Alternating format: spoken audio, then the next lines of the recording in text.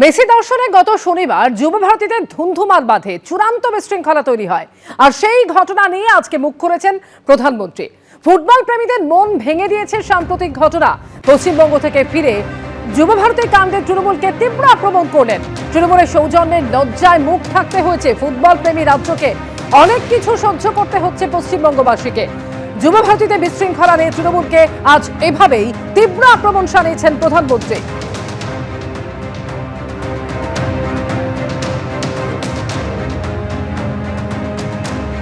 আর এই প্রসঙ্গে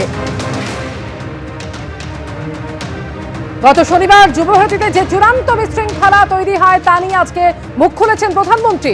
ফুটবল প্রেমীদের মন ভেঙে দিয়েছে সাম্প্রতিক ঘটনা।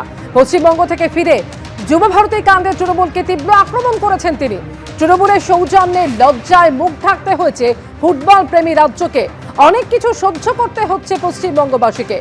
যুবভারতীতে বিশৃঙ্খলা নিয়ে তৃণমূলকে তীব্র আক্রমণ করেছেন তিনি। আজকে রাজ্যে আসেন তিনি এবং তাহিরপুরে তার জনসভা ছিল। যদিও সভাস্থল পর্যন্ত তিনি পৌঁছতে পারেননি, কিন্তু অডিও বার্তার মাধ্যমে তিনি বক্তব্য রাখেন। বিভিন্ন ইস্যুতে তিনি রাজ্য সরকারের বিরুদ্ধে, তৃণমূল কংগ্রেসের বিরুদ্ধে তিনি সুর চড়িয়েছেন। যদিও রাজ্য থেকে ফিরে গিয়ে এবার গত শনিবার যুবভারতী কাণ্ড প্রসঙ্গে আজকে এভাবেই সুর চড়ালেন প্রধানমন্ত্রী নরেন্দ্র মোদী।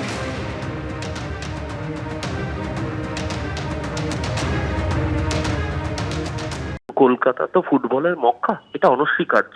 কিন্তু বাংলার ক্রীড়াপ্রেমী, বিশেষ করে ফুটবল প্রেমী মানুষের যদি মনে কেউ আঘাত দিয়ে থাকে, তার নাম নরেন্দ্র মোদীর অন্যতম সেনানী কল্যাণ চৌবে, যার অপদার্থতার জন্য ফিফা তারা আইএফএ কে, ইন্ডিয়ান ফুটবল অ্যাসোসিয়েশনকে কার্যত ব্যান করার হুমকি দিয়েছে। যুবভারতীর ঘটনা নিশ্চিতভাবে অনভিপ্রেত। তার জন্য দুঃখ প্রকাশ করে নিরপেক্ষ তদন্তের স্বার্থে রাজ্যের তৎকালীন ক্রীড়ামন্ত্রী নিজে ইস্তফা দিয়েছেন।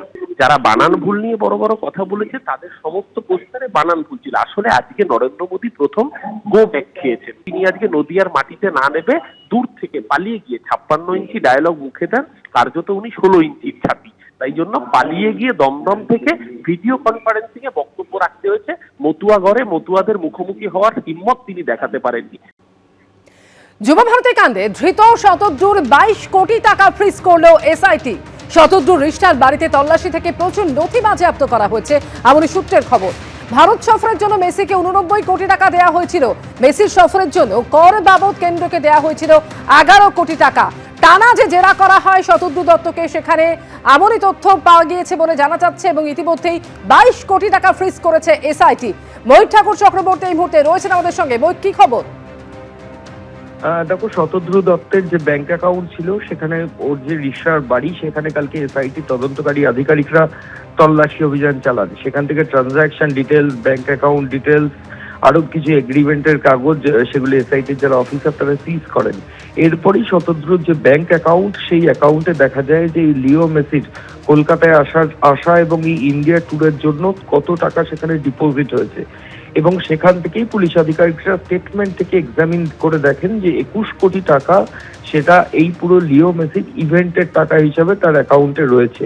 এবং তারপর তদন্তকারী আধিকারিকরা আজকে সেই বেসরকারি ব্যাংকে রিকিউজিশন দিয়ে ওই টাকাটাকে ফ্রিজ করেছেন এবং আপাতত ওই টাকা ফ্রিজ করে দিয়েছে বিধাননগর কমিশনারেট, এবং সেটা বিধাননগর আদালতে আজকে এসআইটির তরফ থেকে জানিয়েও দেওয়া হয়েছে যে শতদ্রুর 21 কোটি টাকা সেটা পুলিশ আধিকারিকরা সিজ করেছেন।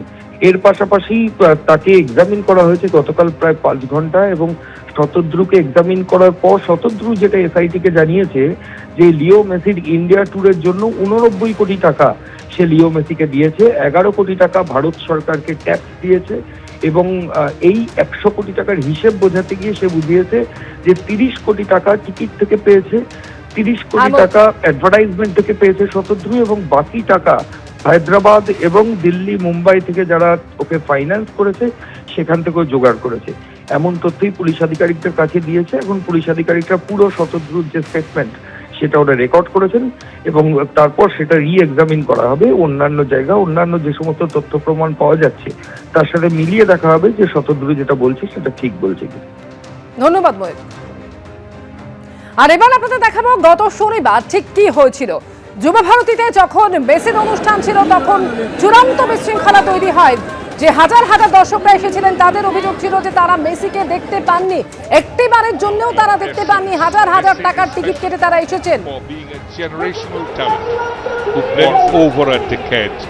It's 2026. যুবভারতীতে ফাউল প্লে একদম পছন্দ করেননি মেসি। প্রভাবশালীদের চাপেই মাঠেও মাত্রাতিরিক্ত ভিড় হয়েছিল।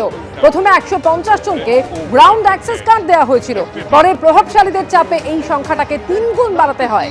জেরার মুখে এমনই বিস্ফোরক দাবি করেছেন শতদ্রু দত্ত বলে সূত্রের খবর। পিঠে হাত দেওয়া, জড়িয়ে ধরা পছন্দ করেননি মেসি। বিদেশ থেকে আসা নিরাপত্তারক্ষীদের জানিয়েছিলেন সেটা, বারবার ঘোষণা করেও কোনো লাভ হয়নি। জেরার মুখে এমনই দাবি করেছেন ধৃত শতদ্রু দত্ত। It's 2026. এক দশক ধরে তৃণমূল কংগ্রেসের যে একচেটিয়া একদলীয় আধিপত্যবাদ,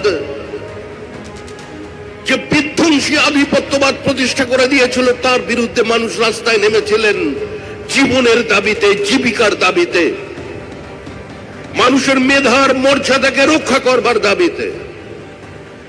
আজকে সেই প্রতিবাদ আবার আমরা দেখলাম লিওনার্ড মেসিকে কেন্দ্র করে। আজকে একটা স্টেডিয়াম জুড়ে মানুষ বলছে একসঙ্গে দাঁড়িয়ে, বর্তমান প্রজন্ম চোর চোর বলে চিৎকার করছে একটা সরকারের দিকে তাকিয়ে। এই নজিরবিহীন দৃশ্য আজ এর আগে কোনোদিন মানুষ দেখেনি। যিনি বলছেন তিনি তো একেবারে, তিনি তো তার যা যা সব মানে এত বড় বড় লোকের সঙ্গে তার ছবি, তার এত বড় বড় লোকেদের সঙ্গে তার যাতায়াত, হ্যাঁ, তো ফলে তিনি তো কেউ কচি খোকা নন যে তাকে বললো আর তিনি দিয়ে দিলেন। একটা নতুন কেউ হঠাৎ কোনো একটা কিছু হতে পারে। এবিপি আনন্দ, এগিয়ে থাকে, এগিয়ে রাখে।